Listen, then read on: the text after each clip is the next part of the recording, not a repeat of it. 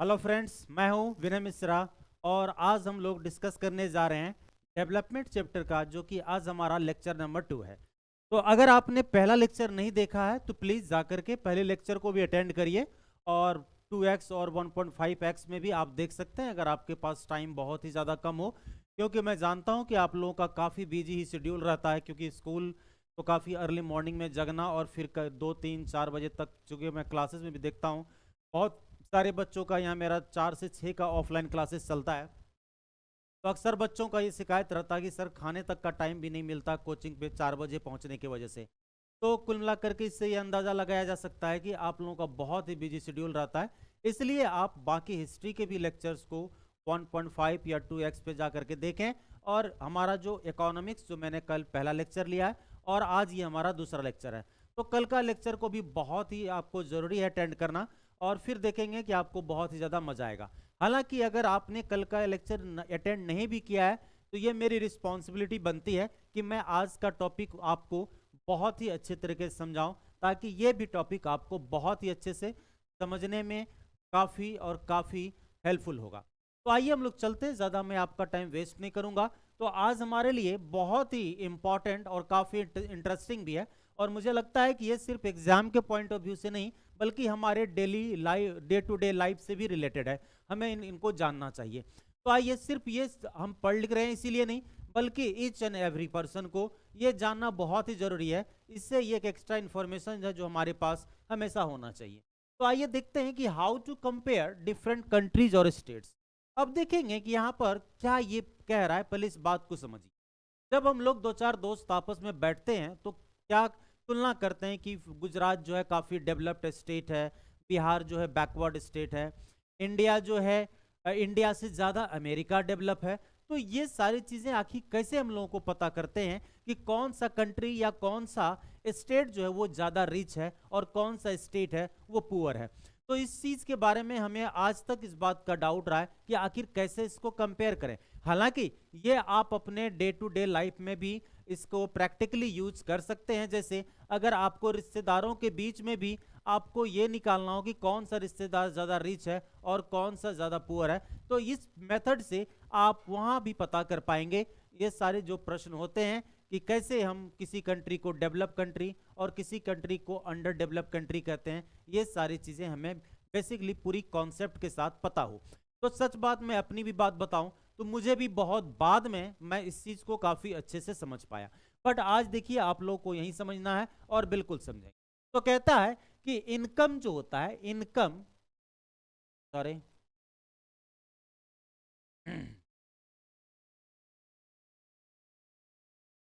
ठीक है।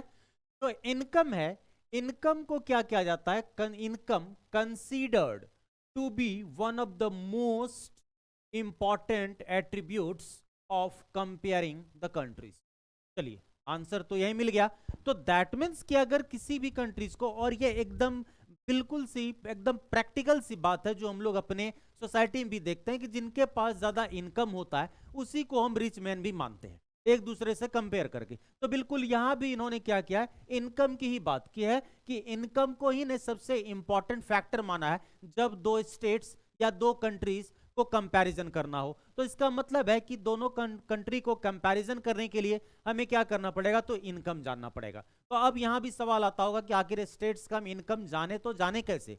तो डोंट वरी, उनका भी समय आएगा और मैं बताऊंगा आपको। अब यहां देखेंगे कि what is the income of the country. लीजिए, आपके पास वो भी आंसर निकल के आ गया कि what is the income of the country. किसी भी कंट्री का जो इनकम होता है वो क्या होता है।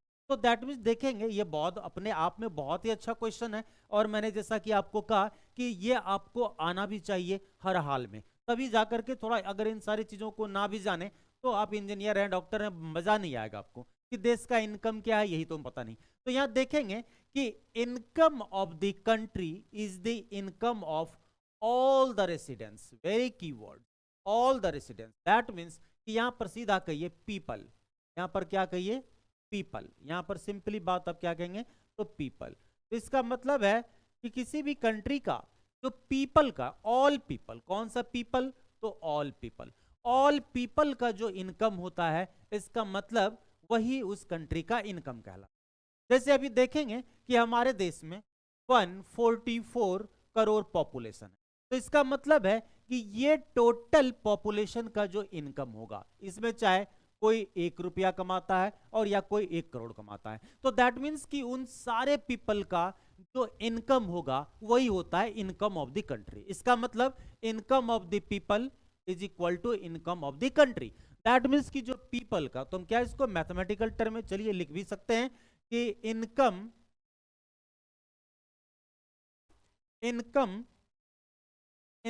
Of the people, income of the people is equal to, सीधा मैं लिख दो, income of the country, income of the country. ठीक है, income of the country, that means कि income of the people is income of the country. That means कि country का जो इनकम होता है ये कुल मिलाकर के aggregate income of the population of the country. या स्टेट की बात करेंगे तो स्टेट।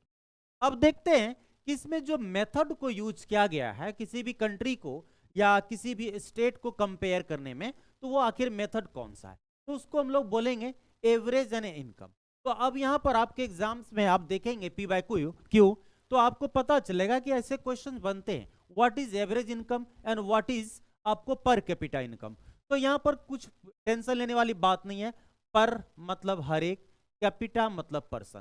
दैट मीन्स कि पर कैपिटा, पर पर्सन का इनकम को निकालना है। तो कैसे निकालेंगे, तो आपको बिल्कुल अगर पूछ दे एग्जाम में what is the average income और पर कैपिटा इनकम, तो आपको यहां पर दो में से कुछ भी क्वेश्चन मेरे एवरेज इनकम या फिर पर कैपिटा इनकम, तो आपको दोनों ही कंडीशन में बिल्कुल ऐसे लिख देना है, total income of the country. अगर आपसे कंट्री का पूछे तो आप कंट्री लिखोगे, स्टेट नहीं लिखना। और अगर आपसे पूछा जाए income of the states, states को एवरेज इनकम निकालने के लिए, तो आप यहां पर यूज करेंगे क्या चीज को, स्टेट को, और यहां पर कंट्री। तो ये डिपेंड करता है कि आपको क्या पूछा जा रहा। अगर सिंपली आपसे पूछ दे कि what is average income and what is the per capita income, तो आपको फिर ऐसे ही बिल्कुल आप दोनों को साथ लेकर के लिख सकते हैं, स्टेट्स एंड कंट्री स्टेट्स दोनों को लिख सकते हैं, कोई टेंशन नहीं बात है।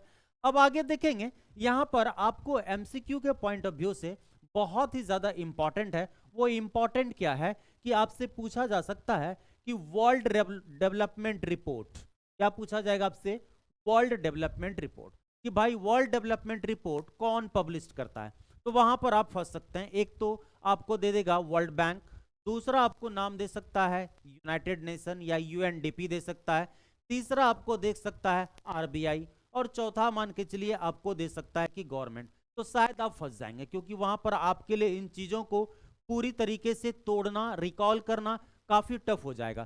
क्योंकि आप देखेंगे कि ऐसे क्वेश्चंस यूपीएससी में भी पूछे जाते हैं, आईएएस के एग्जाम्स में आप किसी भी साल का देखें तो करंट से खास करके ऐसे ऑर्गेनाइजेशन का ये रिपोर्ट कौन पब्लिश करता है, और बच्चों से काफी गलतियां हो जाती है, क्योंकि ऐसे रिपोर्ट्स को याद रखना टफ होता है। बट आपके लिए दो ही रिपोर्ट है, बस वही जानना है।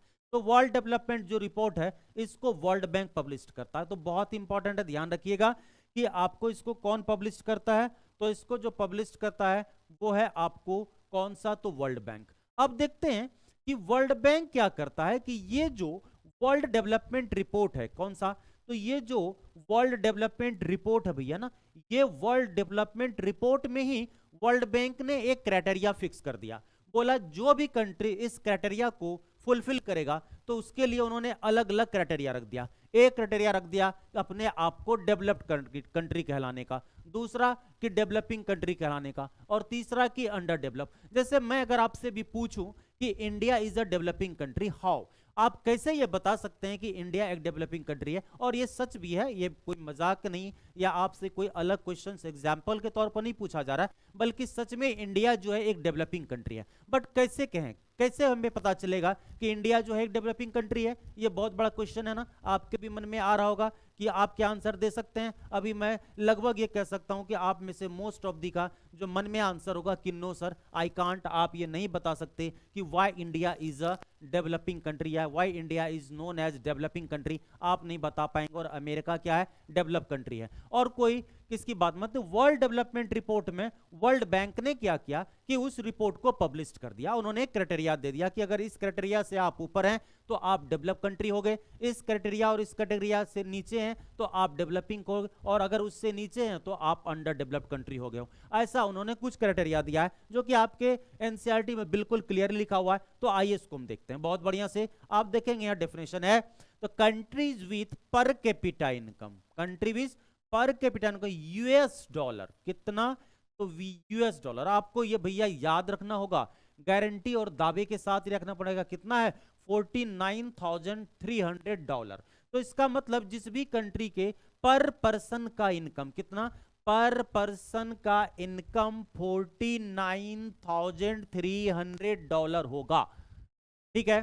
तो और पर साल का, हर एक व्यक्ति का, तो इसका मतलब वो कंट्री क्या कहलाएगा, तो वो कंट्री आ जाएगा हमारा डेवलप्ड कंट्री के नजरिए। दैट मीन्स कि देश का विकसित देश, वर्ल्ड का विकसित कंट्री, डेवलप्ड कंट्री, मतलब कोई चीज की कमी नहीं है, जहां पर पैसे की तो दिक्कत एटलीस्ट किसी को नहीं है, मतलब सबकी बेहतर लाइफ स्टाइल होने वाली है, डेवलप्ड ही है, तो मतलब राजा कंट्री कह सकते हैं उसको।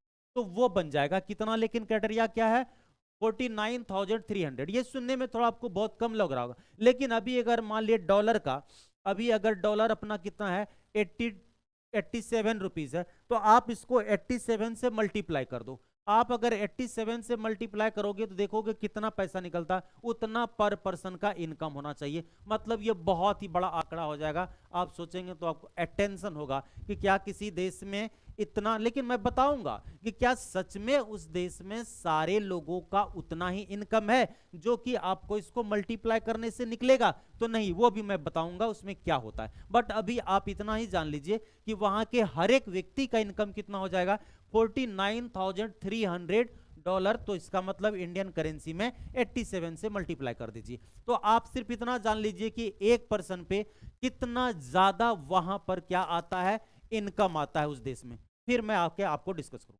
दूसरे नंबर पे आता है डेवलपिंग कंट्री। जैसा कि मैंने कह दिया, ये आपको हालांकि याद भी रखना है कि हमारा जो इंडिया है, दैट मीन्स अपना जो भारत है, वो इसी कैटेगरी में आता है, ठीक है, ये ध्यान रखेंगे। इंडिया जो है वो डेवलपिंग कंट्रीज के क्राइटेरिया। तो इसके लिए क्या किया, वर्ल्ड बैंक ने एक डेटा दिया है कि जहां पर कैपिटा इनकम कितना होगा, $6700। तो इसका मतलब इंडिया के लिए भी आप क्या करो, इसको मल्टीप्लाई बाय 18,700। अब इसके बाद देखिए कि इंडिया में या तो इतना निकलता होगा या इससे कम ही निकलता होगा, तब जाकर के इंडिया किस कैटेगरी में आता है, डेवलपिंग कंट्रीज में आता है। इसका मतलब है कि हम लोग इससे ज्यादा, मतलब $6700 पर एनम से ज्यादा हमारे देश में लोगों की इनकम नहीं है। इसका मतलब इंडिया में 144 करोड़ जो पॉपुलेशन है, उसको अगर हम क्या करें कि मल्टीप्लाई करें तो सबका इतना इनकम या इससे थोड़ा ज्यादा इनकम निकलना चाहिए, बट किसी का इनकम नहीं निकल रहा है। तो इसलिए इंडिया किस में चला गया, डेवलपिंग कंट्रीज में। और या फिर इसको लोग क्या बोलते हैं, डेवलपिंग या मिडिल इनकम कंट्रीज, ठीक है, डेवलपिंग या मिडिल इनकम। तो आपको एग्जाम में कंफ्यूज नहीं होना है, वहां आपको डेवलपिंग कंट्री ना दे करके मिडिल इनकम कंट्रीज दे दे कि what are the criteria is a middle for the middle income countries. तो आप उसमें कंडीशन क्या होगा कि आप फिर मुश्किल हो जाएगा आपके लिए कि पता नहीं मैं क्या लिखूं। तो डेवलपिंग एंड मिडिल इनकम यही हो गया। और एक चीज मैं यहां और भी बता दूं, अगर आपसे एक सवाल आएगा रिच कंट्री, तो जो डेवलप कंट्री होते हैं उसी को हम लोग रिच कंट्री भी कहते हैं, ध्यान रखिएगा, अमीर देश कहते हैं। और इसको क्या बोलते हैं हम लोग, तो इसको हम लोग मिडिल इनकम कंट्री भी। तो उसमें रिच की वर्ड याद रखना है आपको, और यहां पर आपको क्या याद रखना है, तो मिडिल इनकम कंट्री याद रखना, ये दोनों ही इंपॉर्टेंट है। अब आती है बारी अंडर डेवलप, मतलब गरीब देश। सीधा इसका मतलब क्या हो गया, अंडर डेवलप कंट्रीज का मतलब गरीब देश। तो गरीब देश किसको कहेंगे, तो कंट्रीज पर कैपिटा इनकम $, कितना, 2500 या लेस, ठीक है, कितना, 2500 या उससे भी कम पर कैपिटा इनकम जिस कंट्री का होगा, उस कंट्री को हम लोग अंडर डेवलप कंट्री कहेंगे, या पुअर कंट्री भी उसको हम लोग कह सकते हैं।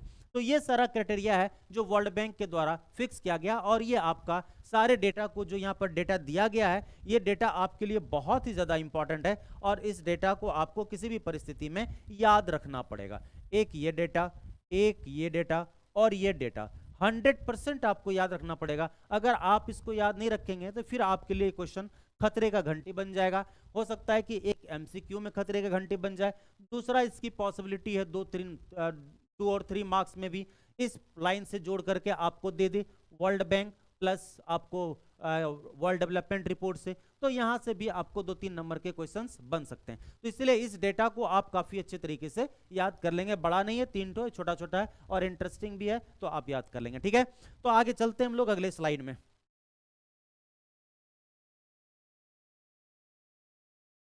ठीक है, आइए अब इसमें देखते हैं कुछ नोट में बात लिखी गई है, तो क्या है नोट में, थोड़ा सा जरा उस पर भी हम लोग गौर फरमाते हैं।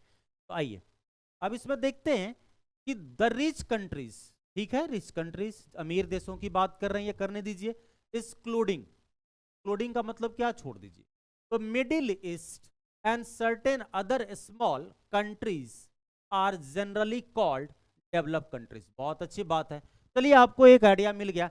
तो रिच कंट्रीज का मतलब क्या हो गया कि जिस कंट्रीज का ऑलरेडी हम लोग नाम जानते हैं, जैसे मान लिए यूएसए की बात हो तो कौन नाम नहीं जानता है, अब फ्रांस की बात करिए, जर्मनी की बात करिए, ब्रिटेन की बात करेंगे, जापान की बात करेंगे, तो ऐसे कुछ कंट्रीज हैं जिसके, चाइना भी आज के डेट में कह सकते हैं, जिसके बारे में रिच कहना कोई मतलब कहने की जरूरत नहीं है, आप सभी को पता है कि वो अमीर कंट्री है, तो कहता है उसको तो छोड़ ही दीजिए जो फेमस कंट्री है।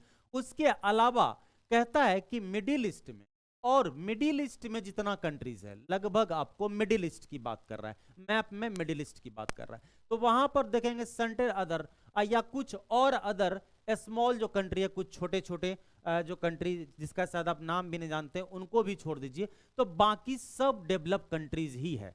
बड़ी अच्छी बात है, इसका मतलब है कि जो आपको डेवलपिंग कंट्री या अंडर डेवलप कंट्री कहां मिलेगा सबसे ज्यादा, तो आप कह सकते हैं कहां पर, मिडिल ईस्ट में। तो अगेन अगर ये बहुत ही अच्छा लेवल क्वेश्चन बनता है, क्योंकि ये सब क्वेश्चन आपको यूपीएससी बीपीएससी लायक बनता है, जहां पर ये पूछा जा सकता है कि किस डायरेक्शन में जो आपको कौन सा कंट्री, डेवलपिंग कंट्री या अंडर डेवलप कंट्री ज्यादा है, north east, middle east, middle west, central east, ऐसे अगर क्वेश्चन बना दे तो बड़े बड़े की बत्ती गुल हो जानी है। लेकिन फिर भी आपको मैं भी बता देता हूं, तो दैट मीन्स कि मिडिल ईस्ट इसका आंसर होगा। ठीक है, नेक्स्ट अब देखते हैं कि हमने तो अभी तक तारीफ देखा कि इससे कंट्रीज को नापा जाता है, कंट्री का हैसियत पता चलता है कि कौन सा कंट्री या कौन सा स्टेट ज्यादा अमीर है या दूसरा गरीब है, तो ये सारी चीजें पॉजिटिव थी। बट ड्रॉबैक्स का मतलब क्या होता है बच्चे, कमी, ड्रॉबैक्स का मतलब क्या हो गया, कमी।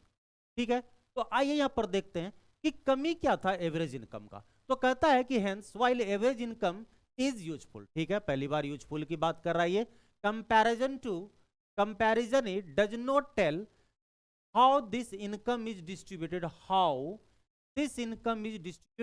among the people। आप समझे इस बात को, जिस पॉइंट को मैंने पहले रोका था आपके लिए, जो मैंने कहा था कि अगर किसी भी कंट्री का पर कैपिटा इनकम निकलता है जिससे कि ये पता चलता है कि कौन सा देश इतना अमीर है, लेकिन वहां एक सवाल आता है कि पर कैपिटा इनकम तो निकल रहा है, बट क्या हर एक पर्सन का, चूंकि हर एक इंसान के ऊपर निकल रहा है, जैसे अगर मान लीजिए इंडिया की बात करेंगे, मुझे लगता है 1 आध लाख के आसपास आएंगे, तो इसमें क्या कह रहा है कि इंडिया में जो 144 करोड़ पॉपुलेशन है, कितना, 144 crore, 144 crore population, that means कि ये एवरेज इनकम क्या कह रहा है कि उसका भी अगर इंडिया का एवरेज इनकम कितना निकल रहा है 1 लाख, तो ये कह रहा है कि ये सबका 1-1 लाख इनकम, दैट मीन्स इसमें मेरा भी 1 लाख आ रहा है साल का इनकम और आपका भी 1 लाख का इनकम आ रहा है, जो रोड पे सोया हुआ है कुछ नहीं करता उसका भी 1 लाख आ रहा है साल का इनकम, ये दिखाता है। बट क्या ये ट्रू है, क्या ऐसा है, अब समझिए क्यों नहीं होगा और क्या इसमें बात है, ये समझना जरूरी है आपके लिए।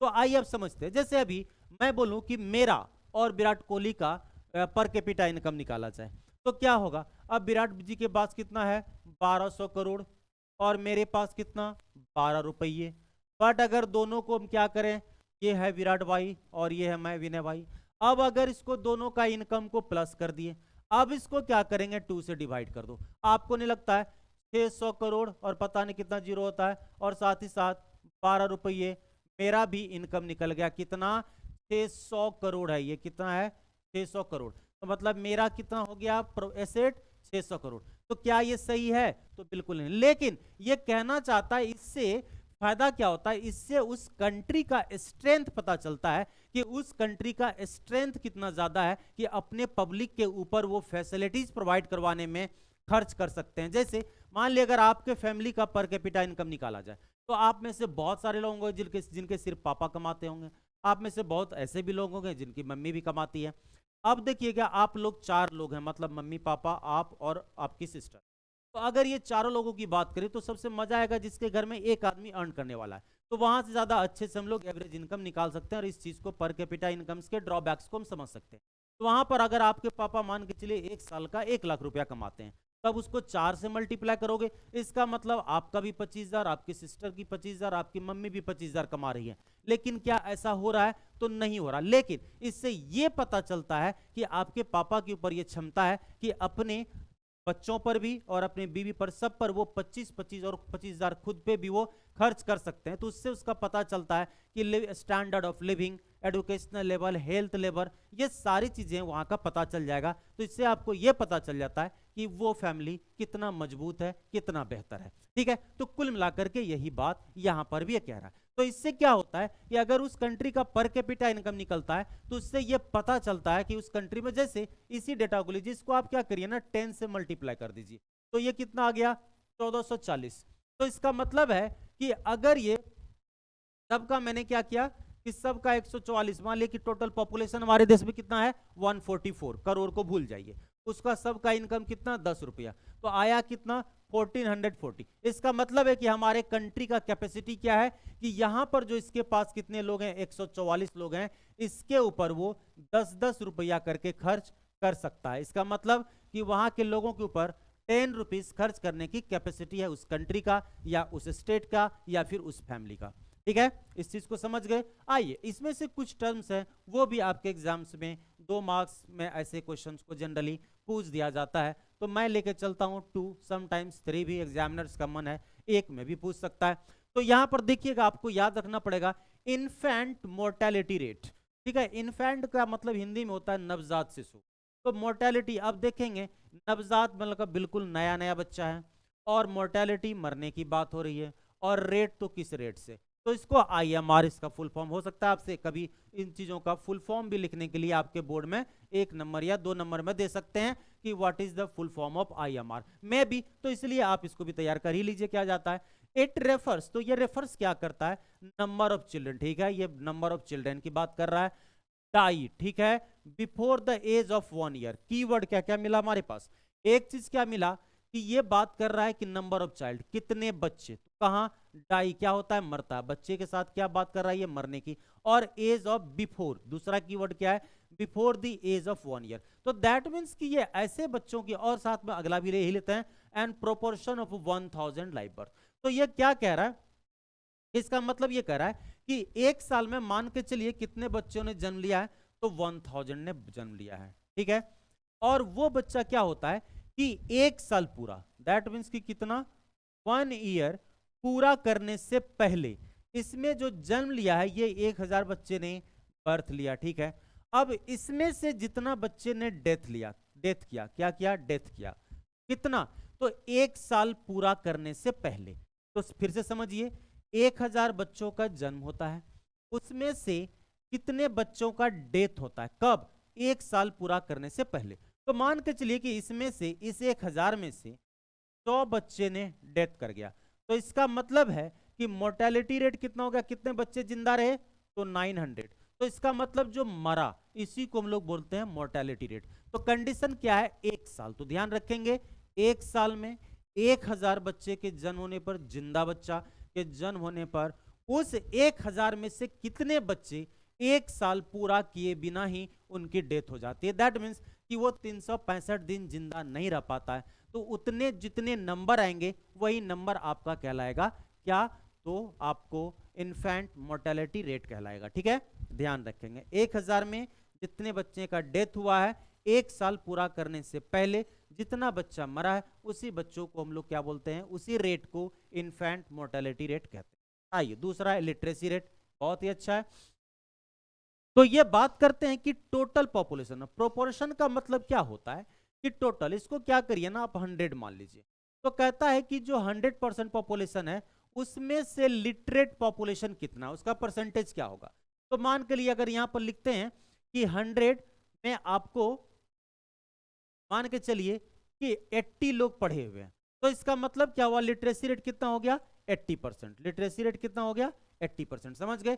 तो ये बात करता है, लेकिन इसमें दूसरा कीवर्ड है 7 साल, है ना, या उससे, मतलब 7 साल से कम बच्चों को आप काउंट नहीं कर सकते लिटरेट या इलिटरेट की कैटेगरी में। अगर वो 7 साल तक उसको कुछ नहीं आता है तो आप उसको इलिटरेट या मूर्ख नहीं कह सकते हैं, ठीक है, इलिटरेट नहीं कह सकते हैं, सॉरी फॉर मूर्ख, ठीक है।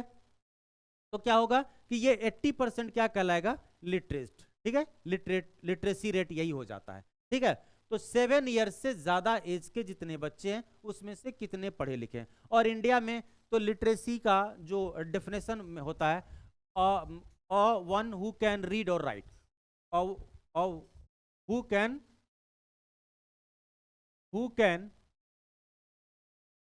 Read and right, read and right, उसको बोलते हैं लिटरेट, ठीक है, इज कॉल्ड लिटरेट, ठीक है। ये क्या कहलाता है, तो लिटरेट कहलाता है, ठीक है, तो जो कि सिर्फ पढ़ और लिख सकता है। तो अब ऐसे कंडीशन में यहां पर आपने देखा, अब इसमें देखिए आया नेट अटेंडेंस रेशियो, ठीक है। तो कहता है ये total number of children, again ये बात कर रहा है किसका, टोटल नंबर ऑफ चिल्ड्रन की बात कर रहा है, किसको, चिल्ड्रन। तो सर चिल्ड्रन किसको माने, तो ये बात कर रहा है एज ग्रुप कितना, 14 से 15 साल का, ठीक है। एक और चीज निकल गया कि नेट अटेंडेंस रेशियो में क्या लिखेंगे, टोटल नंबर ऑफ चिल्ड्रन कितना, तो टोटल नंबर ऑफ चिल्ड्रन की बात करेंगे। उसके बाद अटेंडिंग स्कूल, और वो क्या कर रहे हैं, attending school and percentage of total number children in the same age group. तो इसका मतलब है कि अब अगेन क्या कर लीजिए आप, कि ये मान लेते हैं कि जो ये 14 से 15 साल के जो बच्चे हैं, 14 से 15 साल के जो बच्चे हैं, ठीक है, ये 14 से 15 साल के बच्चे का पॉपुलेशन 100 है। अब इस 100 में से इस एज ग्रुप का ये क्या है, 14 और 15 ईयर्स है, ठीक है। तो अब इसमें से ये एज ग्रुप के कितने बच्चे हैं, 100 हैं।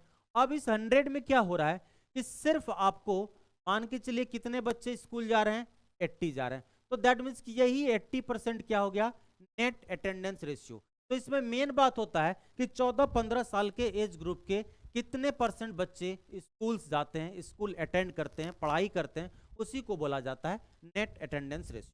तो इस तरीके से आज यहाँ तक, और मुझे ऐसा लगता है कि एक और लेक्चर मुश्किल से होगा इसका और फिर ख़त्म हो जाएगा। तो आप बिल्कुल जाकर के फिर बाकी भी हिस्ट्री का भी मैंने अपलोड कर दिया है, नेशनलिज्म इन यूरोप, आप एक बार पढ़ के देखिए, बहुत ही मज़ा आएगा। और मज़ा ही नहीं बल्कि आपको पढ़ने के बाद ये रियलाइज़ होगा कि मैंने आपके एफर्ट को बहुत ही ज़्यादा मिनिमाइज़ कर दिया है, जिससे कि आप अपने उस टाइम को बाकी पेपर्स पे, जैसा कि मेरा ऑफलाइन में भी कोशिश रहता है कि मैं अपने पेपर में ज़्यादा से ज़्यादा वर्क ना कराऊँ बच्चे से, और साथ ही साथ उस समय को वो मैथमेटिक्स, फिजिक्स, केमिस्ट्री ऐसे सब्जेक्ट्स में जो जनरली उन लोगों को बहुत ज़्यादा टफ लगता है, और वहाँ ज़्यादा प्रैक्टिस करना भी चाहिए आपको। हालांकि मैं ये नहीं कहूँगा कि यहाँ मेहनत ना करिए आप, बट मेरी जो कोशिश रही है कि मैंने आपके लिए सर नोट्स बना दिया कि आपको एग्जाम में कहीं से कोई प्रॉब्लम्स नहीं होने वाला, आसानी से आप सॉल्व कर लेंगे। तो इसलिए उन समय को दीजिए, तो आप जा करके एक बार पढ़िए, और इसी के साथ मैं बाकी और भी सब्जेक्ट्स का लेक्चर बना बना के डालता रहूँगा। और मिलते हैं कल, see you, bye bye, have a good day.